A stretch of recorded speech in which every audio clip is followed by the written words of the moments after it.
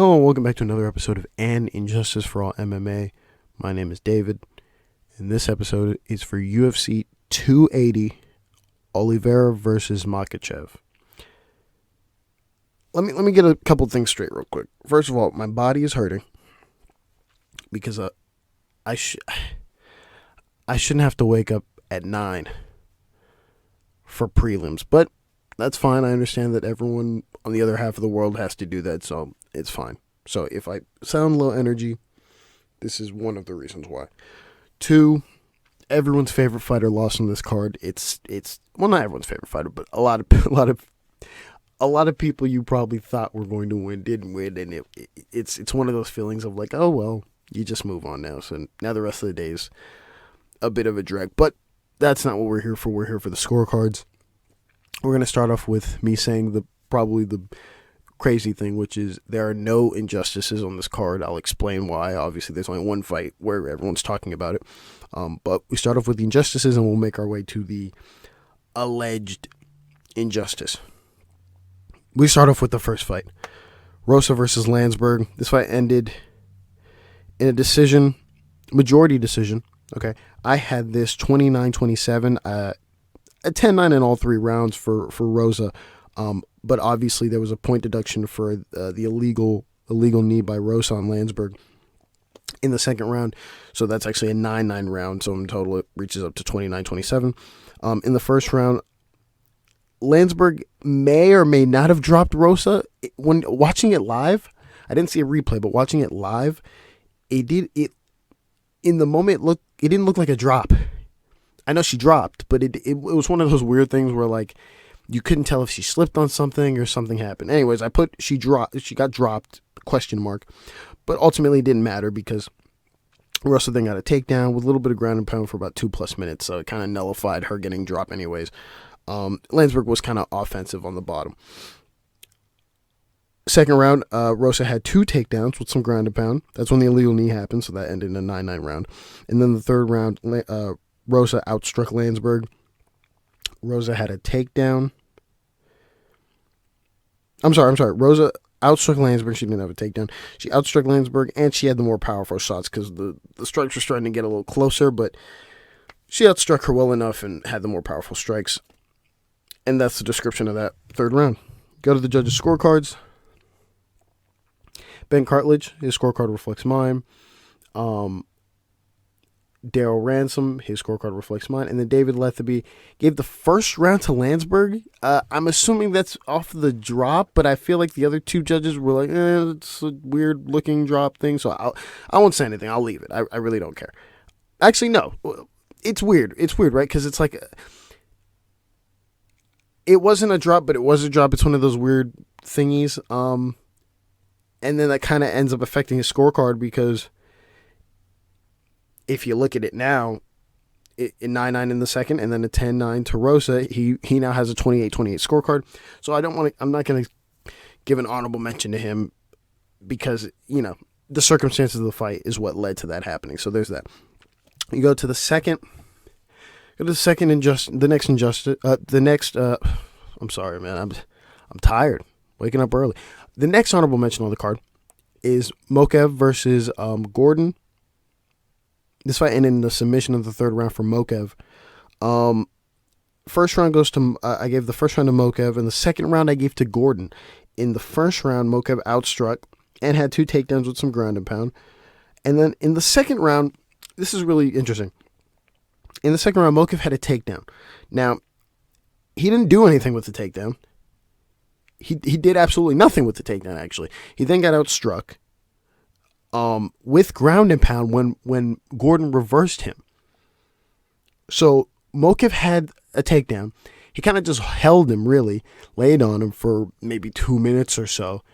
And then you switch over now where Gordon gets the reversal and then lands more strikes than Mokaev did. That's his round 100%. And I was hoping the judges gave it to him if this fight ended with Gordon possibly winning the third round. I was going to see what it was, but now I have the scorecard. All 3 judges gave the first 2 rounds to Mokaev. Andrei Zolson, Vita Palilo, and Clemens Werner. All three of them get honorable mentions. I'm sorry if I'm wobbly today. All of them get honorable mentions. That's a bad second round scorecard. Second round should have gone to Gordon. He did more work. The control time of Mokaev is irrelevant. He reverses position, and he gives up more, and he lands more strikes than Mokaev did in that round. It's insane how none of the judges saw that. None of the judges were like, yeah, is this going to be like a trend where if Mokaev fights low-level fighters, that he will just get the benefit of the doubt when he does nothing on the ground? Because, just to repeat what he said, if he wants Royval or any of these top flyweights, these guys are going to be not. Let's just be charitable and say he takes them down. They're going to be active. Not to say Gordon wasn't active. He was very active today, but active in the sense that you can't keep getting away with not being active on top. That eventually that's going to hit. A judge is eventually going to is going to smack you. We go to the next honorable mention. That's Nurmagomedov versus Omargadzhiev. I'm going to say Omargadzhiev. This fight ended in a decision. I had this 29-28. The last two rounds I gave to Nurmagomedov. Okay, you go to the first round. You go to the first round. Yeah, see, I'm looking at my notes here. Go to the first round. This fight being controlled for a little bit. Omargadzhiev had a takedown and outstruck Nurmagomedov. There was weird portions in the fight where Nurmagomedov had controlled him a lot. I think maybe towards the end where he was on top of him, but he didn't land anything significant. He was definitely outstruck, and Omar was the one that got the takedown. So there. We go to the second round. Omar outstruck Nurmagomedov, but it was by a few. It was really barely, and it was, Omar outstruck. I'm just gonna say Omar outstruck Nurmagomedov, very close on strikes, and the thing that nullified it is Nurmagomedov had two takedowns. You go to the third round. Nurmagomedov outstruck Omar. Boom. That's where you get that. Judges' scorecards. Ben Cartlidge, his scorecard reflects mine. Vita Paulilo, his scorecard reflects mine. And then Anders Olsen gives all three rounds to Nurmagomedov. Honorable mention to him, that first round on no planet goes to Nurmagomedov. We move on. Next honorable mention, Oezdemir versus Krylov. I had this 29-28 for Krylov. I gave the last two rounds to Krylov. And the first round I gave to Oezdemir. In that very first round, Krylov dropped and took down Oezdemir. But this was somewhere like in the middle. This was pretty much in the middle of the round. And in the first part of the round, Oezdemir was outstriking Krylov. Then in the last half, he still continued to outstrike Krylov. The drop is one of those points where we've seen this a lot, where the getting dropped is significant in certain occasions. So rounds are close, drop, person wins the round. Nothing going on, drop, person wins the round, right? But if there's a lot of action going on, a good example, a most recent example, could be Tuivasa versus Gane. Gane is outstriking Tuivasa so heavily that even though he got dropped pretty badly, it's irrelevant to the scorecard. Second round, Krylov outstruck Oezdemir and had two takedowns. And then the third round, Krylov had two takedowns with ground and pound and outstruck Oezdemir. That's where you get my 29-28. Judges' scorecard. Anders Olsen, his scorecard reflects mine. Vito Paulilo, scorecard also reflects mine. And then Dave Lethaby gives all three rounds to Krylov. He gave the first one to Krylov. Honorable mention, no. I disagree with that. I know some people gave Krylov that first round because of the drop and the takedown, but if you rewatch it back again, He's outstriking him. Oezdemir is outstriking Krylov throughout the entire first round. That is his round. Next honorable mention, Muradov versus oh my god, it's gonna Borralho.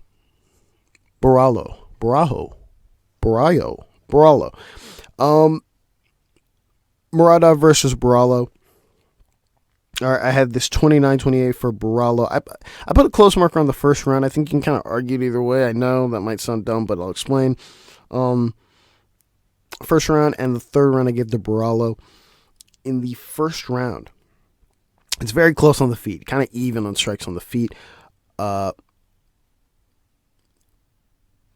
Borralho got a takedown, and he had a takedown.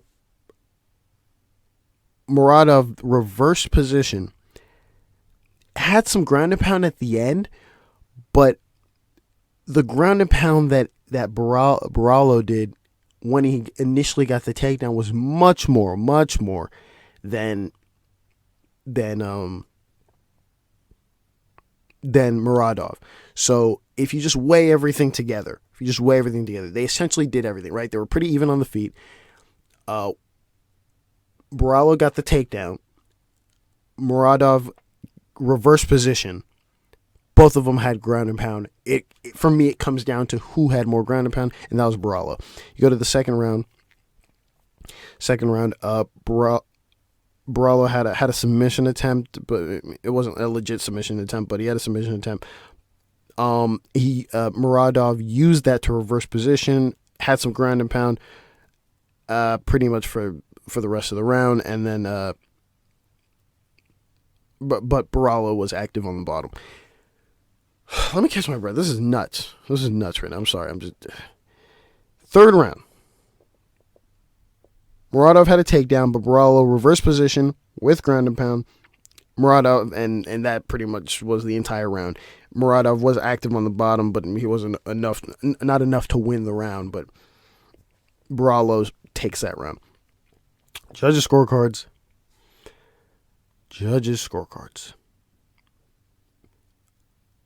All right. Clemens Warner, his scorecard reflects mine. His scorecard reflects mine. Vito Palillo and Junichiro Kamijo both had a 30-27. Honorable mention for their second round scorecard. They gave the second round to Borralho. In that, I was, in my head, I was like, oh, okay, maybe they did that for the first. No, the first, it's a close round, but they all gave it to Borralho. You go to the second round, like I said before, that submission attempt was nothing. Muradov uses that to reverse position and then lays ground and pound on him and is on top of him for essentially most of the round. It's insane how two judges scored that for him, but honorable mention to those two. To Kamijo and Palillo. Next fight. Muhammad versus Brady. This fight ended in a TKO for Muhammad. I gave the first round to Brady. It's a very close round. I actually think Brady outstruck him just by a hair. Very close round, though. You can actually argue this for either guy. My description reads, it was close on the feet. I gave the edge to Brady. I think he outstruck him by like a hair, really. Muhammad came on at the end, though. Maybe if he landed maybe 2 to 3 more strikes, I probably would have scored it for Muhammad. You go to the judges' scorecards. Ben Cartledge gives it to Muhammad for the first round, 10-9. Anders Olsen gives it to Sean Brady. And Dale Ransom gives it to Muhammad. So even the judges were kind of split on this one. You go to the next honorable mention. Dariush versus Gamrot. I had this 29-28 for Dariush. Gave the last 2 rounds to Dariush. Okay. You look on the description. Close on strikes for that first round, but Gamrot had 2 takedowns. That round belongs to him. You then go to the second round. Dariush outstruck Gamrot on the feet, and he had a takedown. Oh, I'm sorry. And Gamrot had a takedown. So just to say that again, Gamrot had a takedown in the second round, but he didn't do anything with it. And Dariush outstruck Gamrot. But just like in that first round, Gamrot didn't do anything with those takedowns, but it was close on strikes. So once they're pretty even on there, you go to the second thing. Third round, Dariush outstruck, and he dropped him. And he dropped Gamrot. And then Gamrot had a takedown, but again, he did nothing with it. There's the third round. You go to the judges' scorecards. Clemens Warner, his scorecard reflects mine. That's the correct scorecard. I'm lost. Were they lost in the scrambles? I'm a little confused right now. But Junichiro Kamijo and Ransom had a 30-27. They gave the first round to Dariush. That's nonsense. They were fairly close on strikes. They were both landing on strikes. They're pretty even. And let's say Dariush was up maybe a couple strikes. Throw that out the window because he got taken down twice. The official stat said 3 times. I didn't count one of them because that's not a takedown. He landed down and then he got back up. I mean, that's not a takedown. So next honorable mention is the last honorable mention. It's the big one. Real quick before I even get to this one, Sterling Dillashaw, first round is a 10-8. If you want to put it 10-9, that's cool. But it's objectively speaking, it's a 10-8. Sterling had 4 takedowns with ground and pound the entire round. It's a 10-8. It's a default 10-8. That fight ended in a TKO. Honorable mention, which people think is a robbery. I only think this because I finished the whole UFC broadcast at the end. DC said it. I looked online real quick before I recorded this. Robbed was trending. I mean, even the way they called it and the way O'Malley responded, in my head I was like, oh, he doesn't think he won. I mean, no one says, yeah, I got to watch back the fight. I mean, that's a mad statement. But here's my problem with these type of fights. Is when it gets down to really important fights, people want to score them differently with how they would score the plebeian cards. My example, I think I've said this one time, but a long time ago. They'll look at a championship fight and they'll score that much differently than how they would score a regular, I don't know, women's fight, or how they would score a regular men's fight. And that's just not how you do it. You have to score these cards equally to how you would score every other card. Here's an example. But here's another thing. In hindsight, you could put round 1 for Jan. I'll explain in a second. I had this 29-28 for O'Malley. I gave the first and the third round to O'Malley. In the first round, O'Malley outstruck Jan. Okay, I want to break this down a little deeper, even though I'm not the breakdown guy, but I'll break this down slightly. He outstruck him on the feet. That's as close as a breakdown you're getting. He outstruck him pretty well on the feet. Again, it's close on strikes, but he outstruck him on the feet. Jan had a takedown. He didn't do much with the takedown. Had a couple strikes in there, but he didn't do much with the takedown. He was outstruck well enough on the feet to where he loses that round, in my opinion. Okay? I don't have a close mark on this, but maybe somewhere in the universe, if I rewatch this back, you could argue this for Jan.